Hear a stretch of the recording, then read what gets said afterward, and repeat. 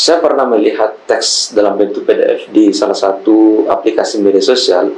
Di situ menyebutkan bahwa Soekarno mengatakan di teks pidatonya itu, aku benar-benar cinta pada PKI. Tetapi sebelum lebih lanjut, saya ingin mengungkapkan dasar-dasar pemikiran kenapa saya membahas pembahasan ini, tema ini. Yakni di Indonesia ini terdapat beberapa pemikiran yang saling kontradiksi. Yang pertama, apakah Soekarno itu adalah seorang komunis atau Islam? Ya, bagaimana kita ketahui bahwa ada dua ideologi ini ya. Kalau komunis itu dia tidak percaya Tuhan, dan ini sebagian besar masyarakat Indonesia meyakini itu, bahwa komunis itu tidak percaya sama Tuhan, ya kan? Padahal ideologi komunis itu berbeda-beda dari setiap negara. Misalnya komunis Jerman, China, Rusia, Korea Utara itu berbeda-beda. Itu kan sosialis dilihat dari sudut pandang sosialismenya, gitu kan. Nah, yang kedua, sudut pandang ideologi agama. Nah, ini kan kontradiksi, ya kan? Komunis tidak percaya adanya Tuhan, sedangkan ideologi agama percaya eksistensi Tuhan, yakni pencipta seluruh alam. Sekarang pertanyaannya, apakah Soekarno ini ada di pihak komunis atau pihak kelompok Islam, ya kan? Ini yang akan kita jawab. Hal pertama yang harus kita ketahui bersama bahwa Soekarno adalah orang Islam. Orang tuanya adalah orang Islam, keluarganya adalah orang Islam Jawa, gurunya adalah orang Islam. Dia memiliki banyak guru terhadap orang-orang alim seperti Haji Agus Salim. Soekarno adalah golongan nasionalis yang mengharuskan dia mempelajari semua aspek yang ada di negara Indonesia. Dia pelajari itu baik dari sisi agama, dari sisi kesukuan, dari sisi sentimen dan segala macam kepribadian masyarakat Indonesia. Dia harus pelajari itu. Karena kenapa? Jika dia tidak memahami salah satu dari aspek-aspek itu, maka dia akan kesulitan untuk membangun sebuah fondasi, sebuah kriteria umum, sebuah dasar yang melingkupi, yang mencakup semua golongan yang tadi itu. Nah, ini yang harus kita pahami. Nah, terkait dengan perkataan Soekarno bahwa dia mencintai PKI ya sebagai organisasi, sebagai sebuah partai yang mendukung kemerdekaan negara Indonesia, ya tak dapat dipungkiri bahwa semua masyarakat Indonesia pada saat itu dari berbagai golongan itu mendukung kemerdekaan Indonesia, terlepas dari ideologi yang mereka anut. Nah, ideologi ini yang terkadang bersinggungan dengan beberapa kelompok di Indonesia, termasuk kelompok agama, kemudian pada akhirnya disebut sebagai kelompok kanan dan kiri, tengah, dan segala macam. Tapi kita lepaskan itu semua pada saat zaman kemerdekaannya, karena tujuannya pada saat itu adalah merdeka dari para penjajah. Nah, Soekarno ini ingin merangkul semua golongan itu untuk mewujudkan cita-cita bangsa Indonesia, yakni merdeka. Nah, wajar jika Soekarno pada saat itu ngomong, saya cinta PKI. Ya, siapapun yang mendukung kemerdekaan Indonesia pada saat itu, ya pasti didukung oleh Soekarno. Tapi, meskipun demikian, pada akhirnya tahun 50 ke atas, 60 ke atas, Soekarno pun mulai mendapat sorotan bahwa dukungannya terhadap PKI ini mendapat suatu tantangan yang sangat berat lah, ya. Istilahnya karena PKI ini bertentangan dengan ideologi masyarakat Indonesia secara umum. Nah, terlepas dari itu semua, Soekarno ini ingin menyatukan semua golongan, ya. Apabila Soekarno memiliki sebuah kecacatan dalam berpikir, dalam berideologi, dalam menyatukan bangsa dan menegakkan kedaulatan, mohon dimaklumi karena cita-cita besar Soekarno itu sudah tercapai. Ya, adapun ya sebagai manusia ya yang tak luput dari kesalahan, itu mohon dimaklumi saja. Kita sebagai masyarakat Indonesia tetap wajib menghargai jasa besar sang proklamator, sang putra fajar Insinyur Soekarno, karena jasa beliau itu sangatlah besar,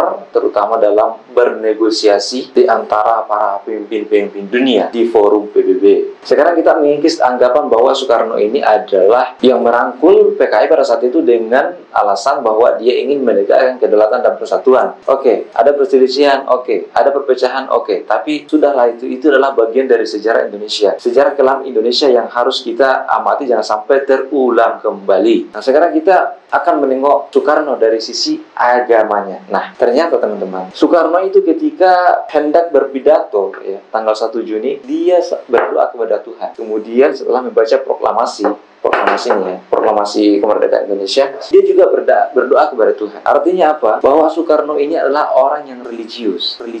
Soekarno ini kepada Tuhan ya diwujudkan dalam bentuk doa. Artinya Soekarno ini bukanlah seorang komunis dalam pengertian tidak percaya Tuhan ya. Jadi ketika dia berdoa, di situ sudah melegitimasi bahwa Soekarno ini adalah orang yang taat beragama. Sekarang kita lanjut di sini ya. Kita akan sedikit bercerita tentang bagaimana Soekarno berdoa ketika hendak berpidato. Panitia BPUPKI ya, Badan Usaha bukan badan usaha ya, Badan Persiapan Kemerdekaan Indonesia lah ya gitu ya. Jadi tanggal 1 Juni itu adalah hari lahir Pancasila. Sebagaimana kita ketahui saat ini bahwa setiap tanggal 1 Juni itu memperingati hari lahir Pancasila. Betapa bersejarahnya pidato Soekarno di tanggal 1 Juni itu di hadapan BPUPKI. Tapi pernahkah kita berpikir, pernahkah kita mengingat-ingat bagaimana kondisi Soekarno di malam 1 Juni itu? Ya kan? Kita kan belum pernah berpikir seperti apa situasi Soekarno pada saat itu, padahal sebelumnya itu sudah melalui rapat-rapat yang sangat intens dengan beberapa tokoh di Indonesia. Pada malam harinya, Soekarno itu gelisah dan segala macam. Apakah yakin dengan Pancasila itu bisa membawa Indonesia pada kedaulatan, persatuan?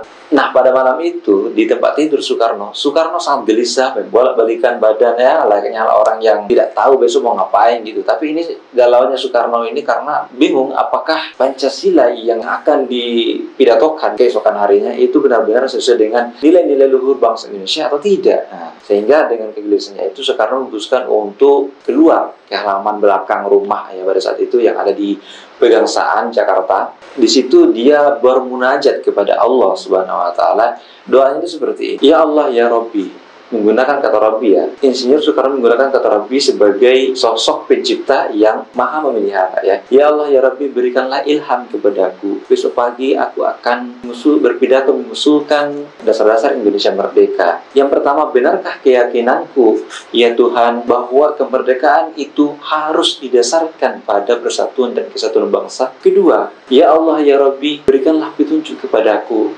berikanlah ilham kepadaku. Kalau ada dasar-dasar selain yang akan kukemukakan, apakah dasar-dasar itu?